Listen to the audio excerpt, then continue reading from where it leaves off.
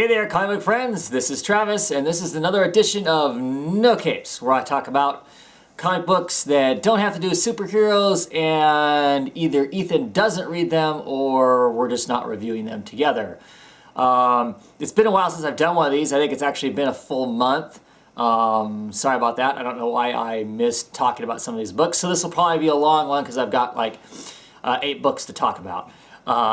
So we'll see how that goes.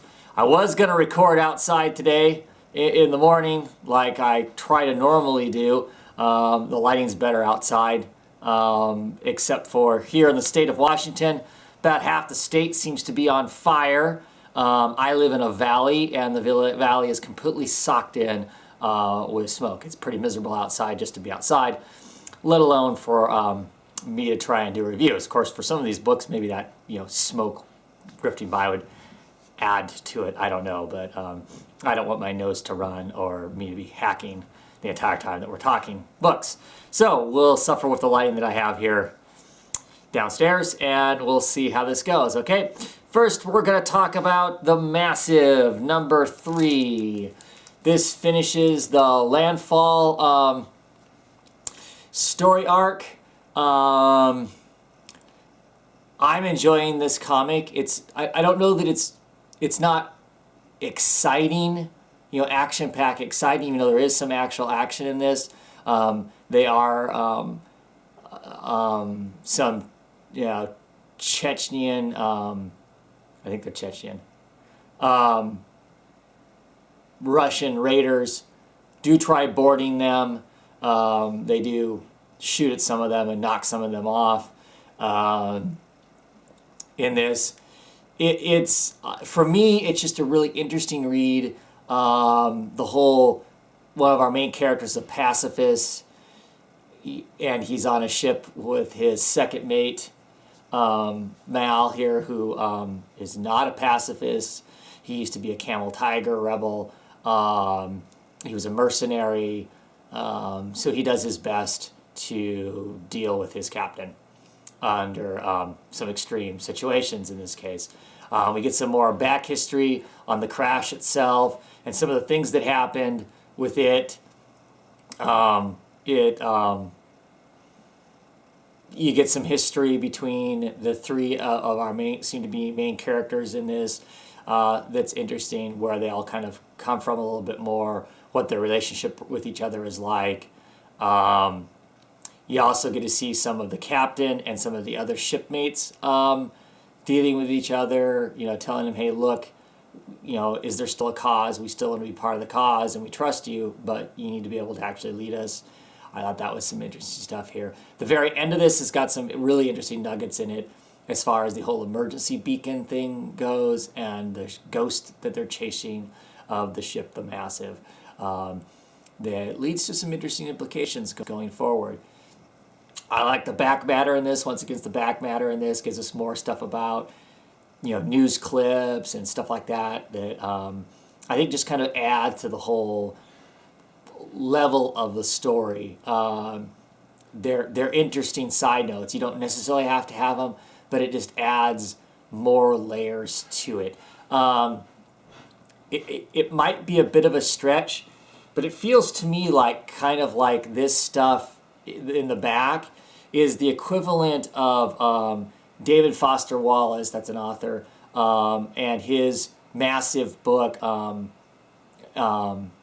Infinite Jest, where the book is 3,000 or 4,000 pages long, and a quarter of it is footnotes that you go back and read that add other bits and pieces to the story itself. It's that sort of a thing. I think if this book continues to go on for a long period of time, and you get this massive thing of back matter, that's what it would be like. Of course, the unfortunate thing is, I don't know if in trades, if this thing comes out in trades, if they'll put all that back matter back in there. I don't believe I'm not sure that they will. My understanding is that they're not going to, because when last year at Emerald City Comic Con, when talking with Brian Wood, he said that was one of the incentives to pick up the singles was all that back matter. If you didn't pick up the singles, you weren't going to get all that extra stuff. And I really do think that extra stuff is really interesting. It's not pivotal to reading the story, but it just adds another layer to the whole world that's going on here. And I guess I just think it's an interesting read, and it's definitely a read more than a flip through of pictures and immersion like a lot of comic books are. And I'm okay with that. I enjoy that. This to me feels, in a lot of ways, more of a thinking kind of a book, and I'm enjoying for that. Not everybody's cup of tea, but like I said, I'm still really enjoying it. Okay, next we're going to talk about the infamous Saga number 6. Ends this kind of a story arc and starts up another one.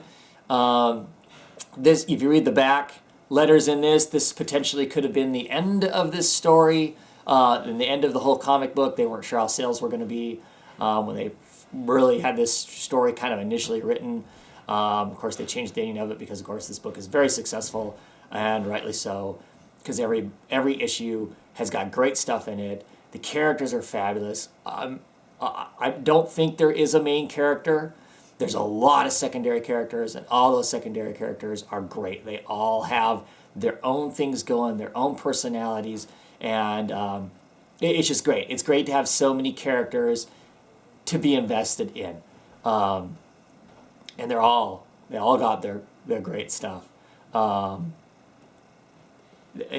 this issue, it's hilarious. We got this spaceship, which is actually a rocket ship. It's made of wood, which just kind of turns most of your standard kind of this kind of thinking on its ear, it being wood. Them launching off in it, and Isabel, the ghost babysitter, basically saying, as the ship's flying, they don't even know where it's going to, and it's like, and her saying, look, you don't steer a rocket ship, you ride a rocket ship. I love that. That was a great line in there. The little bit of dialogue between the Will and Prince Four, once the Will finds out that Prince Four has basically murdered the stock. Basically, I'm going to come and I'm going to murder you, but only after I murder everything that you love. That's going to be really interesting. Now instead of him hunting down our two star-crossed lovers and their child, he's going to be hunting down Prince Four. Who, of course, Prince Four is just trying to get this whole thing cleared up so he can get home to his, his significant other and their baby that's coming on the way and whatnot. There's just so much opportunity in this book, so much great stuff. I love the very ending of it. Eliana's in-laws. That is going to be a riot. That is absolutely going to be a riot. I love the fact where at one point they have to get to the ship, they have to make a sacrifice, and Marco breaks his sword, which they're kind of like, oh man, your sword, that's your weapon, that's crazy. He goes, yes, but I'm a pacifist and I really need to give this up, because as long as I have it, it's always going to keep causing trouble. He breaks the sword and whatnot, and as they're going in, Isabel, the ghost babysitter's like, wow, so noble, and Eliana's like, yep. And then Isabel goes, you're not going to give up your ray gun, are you? and basically I was like, not a chance in hell is she giving up her ray gun, which she ends up using again in this one. This is great. Of course, we have this month where it's a break. The trade comes out. I am probably going to pick up the trade, just so I can have the trade sitting on a shelf somewhere so I can thumb through it whenever I want to, instead of cracking open the singles all the time. Because it's that good of a book that I want to just kind of sit down and read the whole thing through all in one shot and see how that feels to me too. This also is potentially another book that I will probably pick up a trade of, that I'll give away to somebody who tells me, oh, I don't like comics, I don't read comics, comics don't interest me, and give them this book and go, well, what do you think of this as a comic book? Because it's that good. It's just great. Looking forward to what the next thing goes. And you know what? The letters column in these things are really fun to read. It's fun, really fun to read.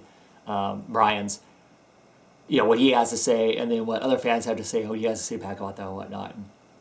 just how diverse the group of fans are that read the book. Great, great book. But you all know that, right? Because I only know like 2 or 3 of you that don't actually read the book. It's not your cup of tea, and that's great. Because it's not for everybody, but as far as a comic book goes, it's a pretty excellent comic. Like, it's produced, and the production values on it and stuff are just absolutely fabulous. Okay, next we're going to talk about another Image comic. We're going to talk Revival number 2. The first issue was pretty great starting, I thought. This one picks up right off with it. Really digging it also. The art is great in here. There's all these girls with freckles. I love girls with freckles. So, if the story wasn't good, I'd probably end up picking up just for the art with all the girls with freckles. Isn't that sad? At any rate, too much about me. Here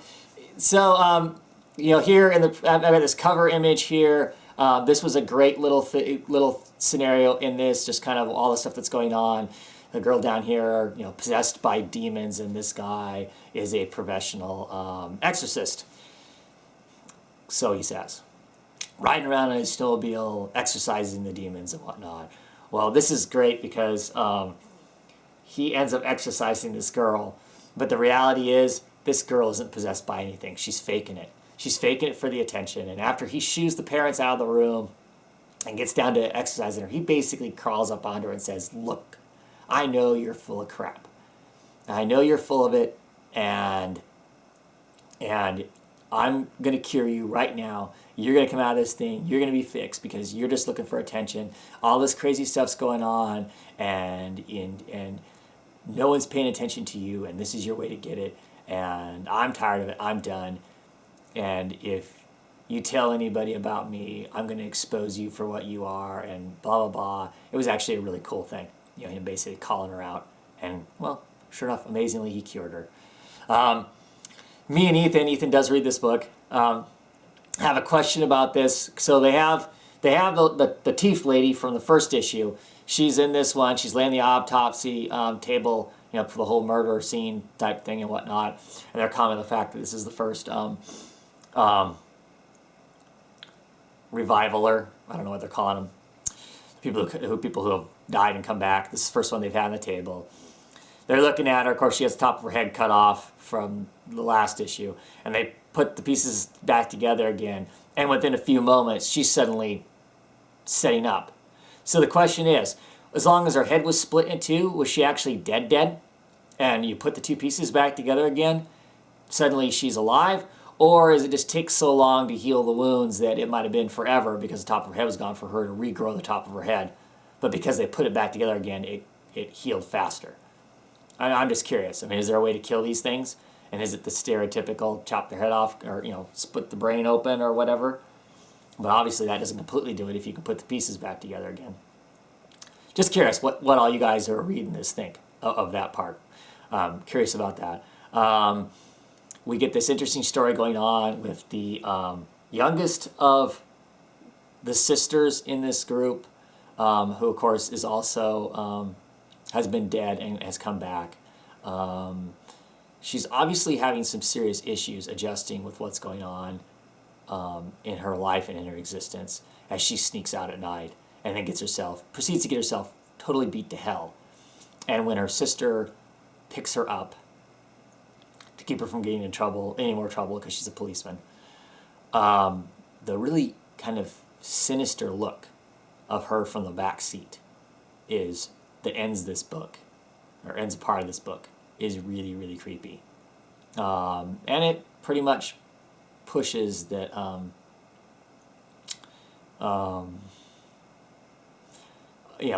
the middle-aged sister to make sure she gets back on the revival case, and that's what her work is, because there's something really wrong with her sister, which is really interesting. There's some other interesting commentary in here. The oldest sister and her child commenting about family and the fact that nobody dies. How's that all work now? There's some great stuff in there. And you get what we assume is an alien or something is still running around the woods making the woo noises that we're not really seeing a whole lot of. We're just seeing it way up. We're not even seeing it now. It's not in the first issue. This issue, it's running around wailing.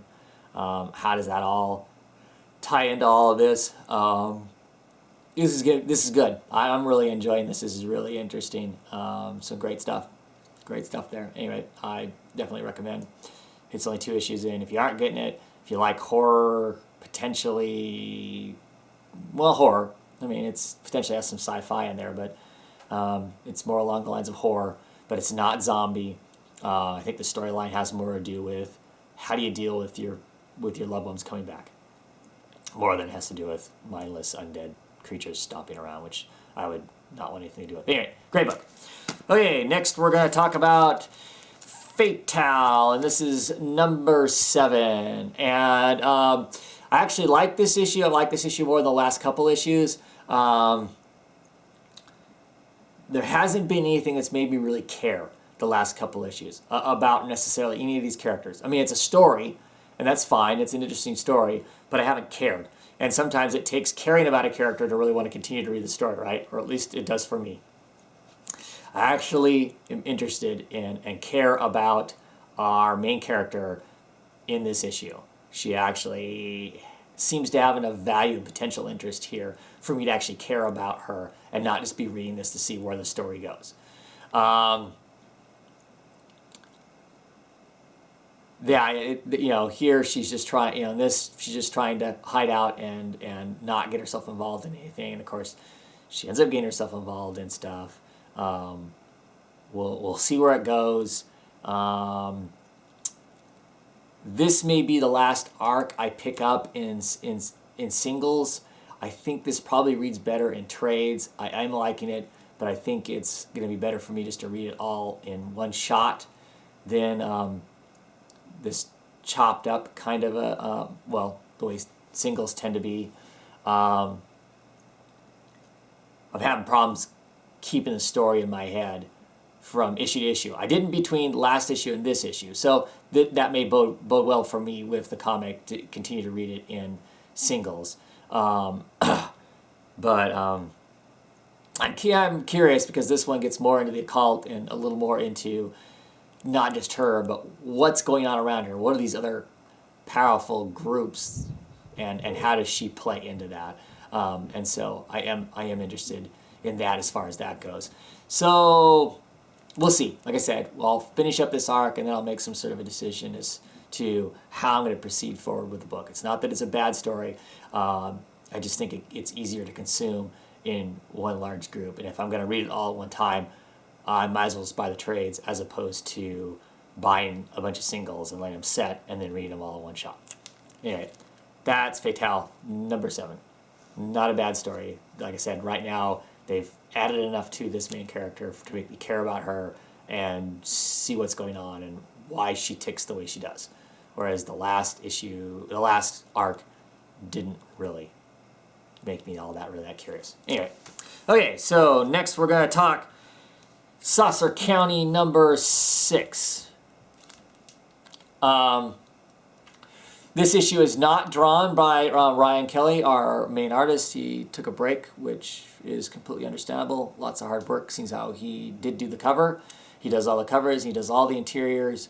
An outstanding artist. I love his covers and whatnot. But like I said, this issue is drawn by Jimmy Braxton. It works for this issue because this issue basically is our professor basically giving us a brief history on UFOs and UFOs sightings. That's what the entire book is, kind of going through and talking about what people saw, what they thought they saw, and how their stories changed the grand mythology of UFO sightings, specifically in the United States and whatnot. And it is this is a really interesting read. Paul Cornell must have done some great research on this to kind of come up with this story and have this kind of history and this mythology. And that's really what it is, mythology of UFO sightings and who saw something first and described it that way, and why did the American conscious hang on to specific words And then after we hung on to those specific words, suddenly that's what we were seeing. When those first people said, you know, they described those first saucers as being crescent-shaped. But when they were flying across the sky, they said it was skimming across the sky like a saucer. And then suddenly everybody's seeing saucers instead of crescents. It's really, really interesting. It all adds into the, what are we really seeing? What's really going on? And the prior issues where the aliens have some way of making you see something other than what they are. You see something different than that. Fabulous. I love this book. This book is great. It's just kind of, it's really intriguing. It's got a mystery to it. It's, you know, we keep flirting with the politics of it all and this mythology of what's going on. And the fact that while our professor's talking about facts and fiction and whatnot, he still has these two little people that are talking to him all the time. So how does he differentiate that? You know, he's got knowledge. He's got knowledge that potentially there's really no way for him to have, and there's really no way for him to explain it. Because if he explains it, oh, I've got these two little people telling me this stuff, which most of it seems to be true in some sense, how does anybody believe that? I mean, because we're already talking about stuff that people really don't believe anyway. You know, great book, 6 issues in. I would assume a trade is going to come out fairly soon. If you haven't been picking this up, I would recommend, you know, picking up in trade. It's a fun adventure. It's a fun adventure. Vertigo book that I'm really pleased is out there. I hope the sales are well on it. I haven't been paying attention to Vertigo sales. But great book, well written. Love our ongoing artist. I'm a huge Ryan Kelly fan. Like the way he portrays people and stuff. And look forward to him being back on the book the next issue. Great, great stuff. Highly recommend it. That, like I said, that one with the history of UFOs and whatnot was just fun in its own right. Okay, next we are going to talk about Hellblazer number 294. 6 months from issue 300. And this is the second issue of the Constantine Curse. And this cover by Simon Bosley is just gory and freaky as hell. Here, I'll get it close enough to hopefully you can see that. That is a goat head, a rotted goat head that has been, like the neck of it and stuff has been made into a hat. So it looks like Constantine's wearing it on his head, looking through one eye. He's all bloody. There's his hand with his cigarette, which he always has and whatnot. Anyway, great, grim, freaky cover. Second issue of the Curse of the Constantine. Constantine's trying to get in touch with his nephew, who he thinks is basically has Constantine blood in him, and so therefore he is cursed. He is trying to get in touch with his dead sister's spirit so she can kind of guide him to where he should start looking to find this guy. Meanwhile, somebody is continuing to murder people, and as they murder them, they write Constantine on the wall next to where they've murdered the person. Somebody has just recently been butchered in Ireland and has written Constantine's name on the wall above the crime scene. So, of course, our detective, who is from Scotland Yard, who was working in England, has been called over to Ireland because the same type of killing has gone on there. And, of course, he's calling up Constantine wanting to know what the deal is, because now he's basically the #1 suspect because his name's been painted on the wall. Why would that be? Of course, Constantine doesn't know for sure, other than he's assuming that it's his nephew who is a psychopathic murderer, potentially. And Constantine is like, look, it can't just be me, because I haven't exposed him to bad magic. I haven't done anything to give him the Constantine curse. It must just be in our blood if this is what this kid is, that he's this murderer and whatnot. And we don't know for sure that that is the case. Seeming like it is, but we don't know that for sure yet. There's some great stuff in here with Constantine's wife, Persephone, and she's doing her own investigating while in Ireland, and I don't know if it has to do with what Constantine's got going on, or if she's doing her own thing, but she's dealing with some heavy spirits also. That's really fascinating.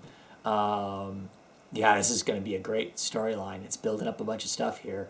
I'm hoping some people that are jumping on to Constantine with this story arc. Started in the last one, jumping on with this story arc. So I'm not going to spoil a lot of stuff like I do lots of times when I start talking about stuff, because I read my comic books so much later than everybody else.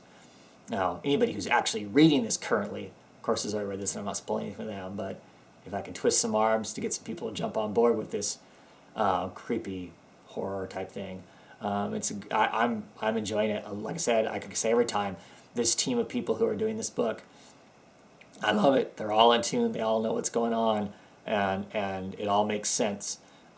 So I definitely recommend picking up the beginning of this arc. It's some pretty good stuff. We're going to see exactly how this all rolls out. But there's a lot of stuff going on, because at the end of this, there's a whole other society of magic druid kind of dudes that show up that Constantine's going to have to deal with, that may have nothing to do with the other stuff that's going on, or it may have something to do with it, and it's going to get even more complicated and rougher and uglier for John Constantine as he tries to find his nephew and set things right. Either take care of the guy because he is, basically Constantine's like living blood that's left alive, or take care of the guy because he's a complete psychopathic murderer who's going around ritually butchering people. So, interesting either way. Yeah, great stuff. Love the Hellblazer. So maybe I'm a little biased just because of that. I don't think so. I think it's some good stories right now. Okay, next we're going to talk about the new Deadwardians, number 6 of 8. And if they didn't occasionally mention it, it would be easy to forget that this book had anything to do with vampires and zombies. I mean, it is the background of what's going on, but there's this whole murder mystery that's going on, and the implications around it do get extra complicated because of the whole undead thing. There's some absolutely great stuff. I continue to say, some commentary on what would it really be like to be a vampire. How does that affect things? Being vampire for 50 years and whatnot, and slowly losing touch of your humanity. Not to be a monster, but just to not care, just to be cold, unfeeling thing, and to struggle with that and to get some of that back and whatnot. Like I said, another absolutely fabulous issue. I think the murder mystery in here just gets more and more complicated and more curious and whatnot. So that makes the story really fun in the fact that there's this great mystery. 2 more issues left of this. Obviously, if you haven't jumped on yet, this would be something, I would recommend picking it up in trade. I bet you it'll make a great trade when it comes out to. We'll talk more about that when we get to the final issue, and how it ends. But this cover in particular I really like. It's the old traditional, bells for a for a crypt and whatnot, and in it you can see the reflection of a zombie there in that one bell. Anyway, our detective, the last homicide detective in Scotland Yard, is out investigating this murder. He's been given more clues. He comes upon a man. He gets a clue to talk to a man called Mr. Salt. Mr. Salt is a poet and kind of a Renaissance kind of a man. He describes how, because people started turning themselves into vampires, how it's broken basically the cosmology of life.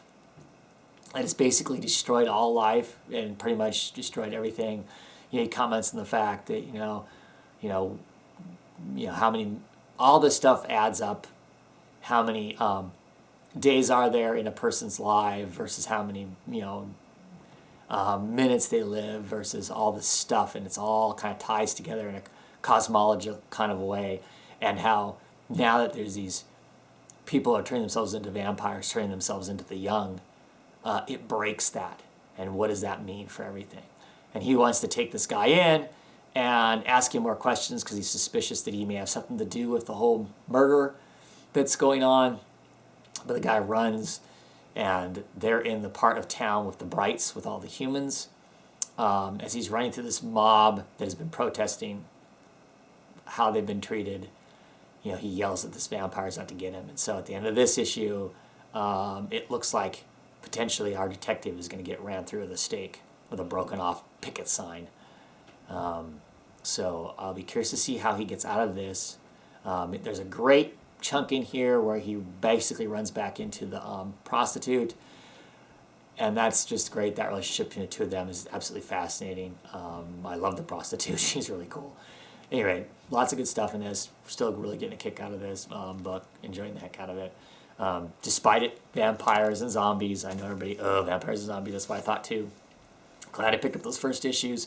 Because there's enough of a story and the whole detective part of it, the murder mystery of it, and you don't have people running around going, I'm a vampire, I'm zombies, and whatnot. That's not what it's about. It's about the implications of how that screws with life when you have those kinds of things. Okay, lastly, I am going to talk about Spaceman, number 9 of 9, the final issue. Kind of a fun cover here as the world burns. Not as awesome as some of Dave Johnson's other covers have been. He's had some dynamic covers on this book that I've absolutely loved. Of course, this ends it. Everything completely hits the fan. I won't go into detail in case somebody's picking this up in trade. I won't say a whole lot about this because I don't want to spoil the ending of it. It was a good ending. It was a satisfying ending, but it was a bummer of an ending. I wanted things to go differently for some of the characters that were in it, just because I like those characters. But that doesn't mean that it's a bad book. Just that I was rooting for people, and you know how those post-apocalyptic dark future books are. Is there any such thing as a happy ending? At any rate, it does leave the door open for future stories. If Brian Rizzo has got ideas and wants to write another story that's set in this world that maybe has to do with Orson and some of these other characters in here, I'm all over it. I'll read it. I love the diction. I love the speak that's in this. I talk about that every time I read this book. It's interesting. It's well thought out. It's not just changing words for the sake of changing a word. It makes sense. It feels right for what's going on here. The commentary on reality TV throughout this whole thing, I think is great and biting. There were some characters they introduced in this that they felt like they were going to be something and they ended up not being a whole lot. That might be a pitfall about it, but that's okay. I think as a whole, this was an enjoyable read. I would recommend picking it up if you like dark future setting type things. Great stuff. Good stuff. And that's it for my no capes. Autofocus. Yeah. Hopefully this next month here I will be not paying a little closer attention, not have a big long one where I basically talk about almost a month's worth of books.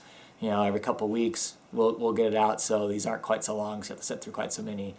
And I don't feel like I need to hurry up to get through them all, so this doesn't become a long setting for anybody. Anyway, thanks for watching. I will catch you later on.